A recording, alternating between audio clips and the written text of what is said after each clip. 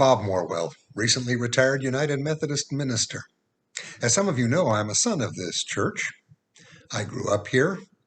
I was confirmed here. I answered my call to ministry here. But for most of my career, I was in central Illinois, and just about the only occasions I had to address members of the congregation was when I came down here to offer a eulogy for a family member or friend. It's nice to be able to do something a little more joyous, and I'm glad to be part of this project.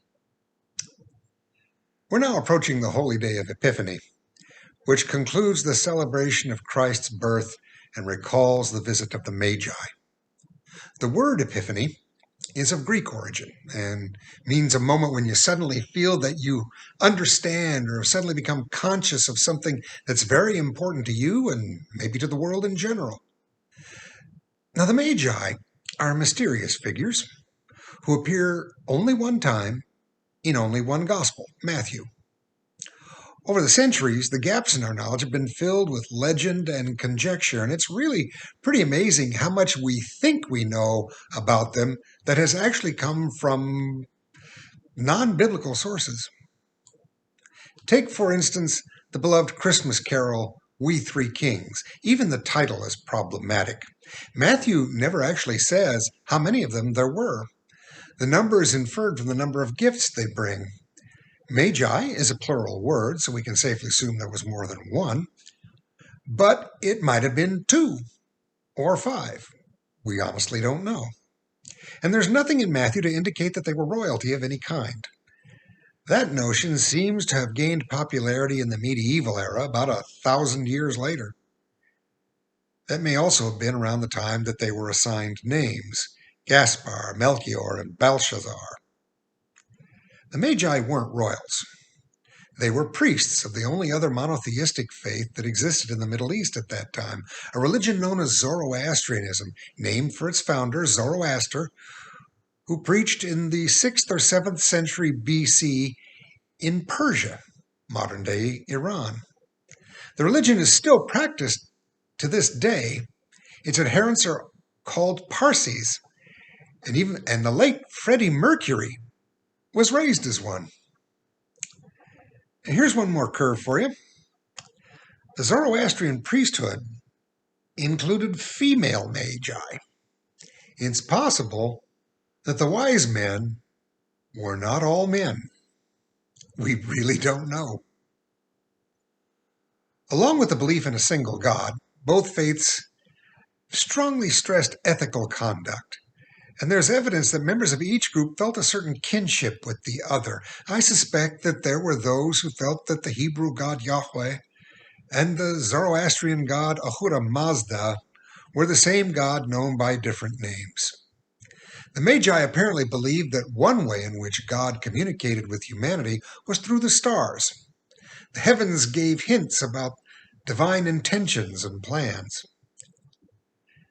Now, when we hear the word star, we normally think of a single bright body in the sky, another sun, or perhaps a supernova or a comet. But in those days, the word star meant a whole range of astronomical phenomena, including multiple heavenly bodies interacting with one another in sometimes unusual ways. There are no historical records of a single bright star or comet appearing around the time of Jesus' birth, and we do have records that go back that far. But there was an astrologically significant conjunction of planets and stars in the time of Jesus' birth, a time when Jupiter and Venus came so closely together they seemed to merge into one large, bright celestial body. In astrological circles, these two bodies stood for royalty and divinity, and they joined in a part of the sky that was often associated with Israel. To astrologers, this could mean the birth of a Jewish royal child especially blessed by heaven. Now, the Magi would have noticed this, but most people would have taken little or no notice of it. In fact, something similar just happened in the weeks leading up to Christmas, when Jupiter and Saturn came into conjunction for the first time in nearly 800 years. Did you notice it? Would you have noticed it if the media hadn't pointed it out? Taking the stellar hint, the priest astrologers lit out for the Jewish homeland. But the odds are they were hundreds of miles away at the beginning of their trip in either Persia, again Iran, or possibly Babylon, Iraq. As the crow flies, it's over 600 miles. But they weren't crows and they had a longer route to follow. A straight line course would have taken them through the deadly Saudi desert, which was considered impassable. So they had to loop up through southern Turkey and then down through Syria and Lebanon and through most of the length of what is modern-day Israel in order to reach Jerusalem. We're talking hundreds of miles on horse and or camelback. It's fair to assume they were hoping for something pretty impressive at the end of this long and arduous task. And here's another example of people filling in the blanks in their knowledge only to find something different. They get to Jerusalem, and there's nothing. No celebrations, no news of a royal birth, nothing.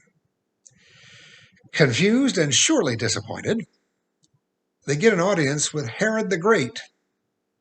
By the way, he gave himself that title.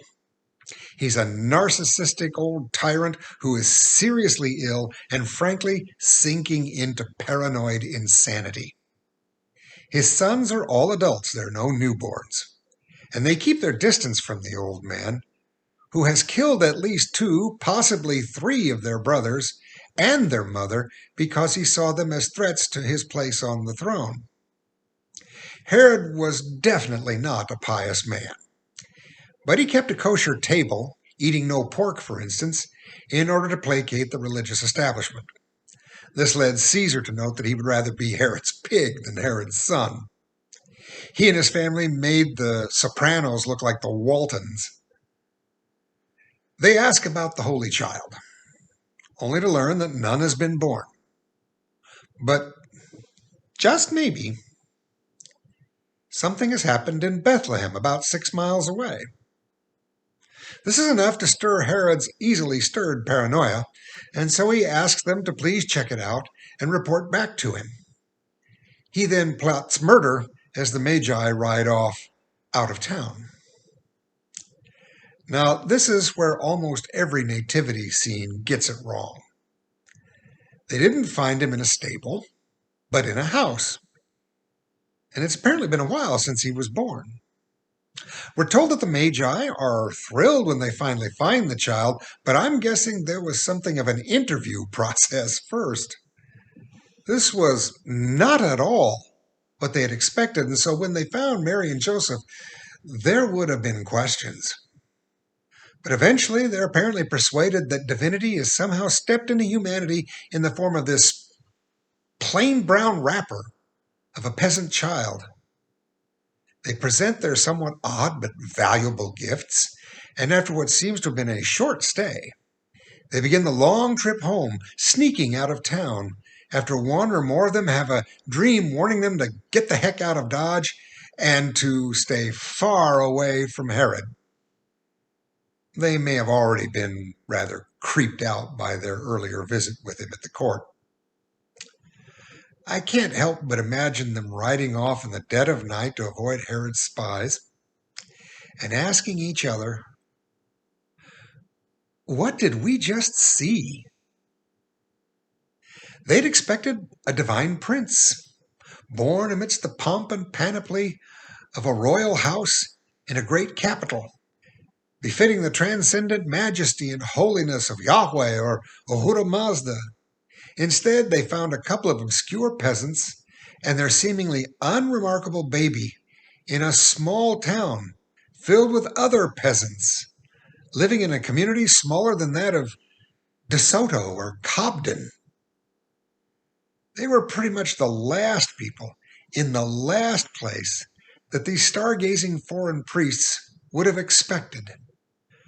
But then I doubt Mary and Joseph had expected anything like them either. And I think that was the whole point of the exercise. The whole Advent, Christmas, Epiphany arc is about discovering that God is in unlikely people, unexpected places, and even difficult times. That's the Epiphany, the discovery that God is much closer than we tend to realize. And here is the good news. For our difficult, disjointed, and even dangerous times, even when we are confused, befuddled, and disappointed, like the characters in this story, God is still at work in our midst, unseen, often misunderstood, but relentless in seeking to save us in all times. And that is a cause for hope in all times. Emmanuel, God with us. And that us includes not just the great, the powerful, and the noteworthy, but the small, the powerless, and the seemingly insignificant. And maybe that means that none of us is insignificant. That God can be found in any one of us if we dare search and have the vision to see. I think Jesus was able to see and show how God can be found even in times like these and people like us. And that is the beginning of the good news. God with us.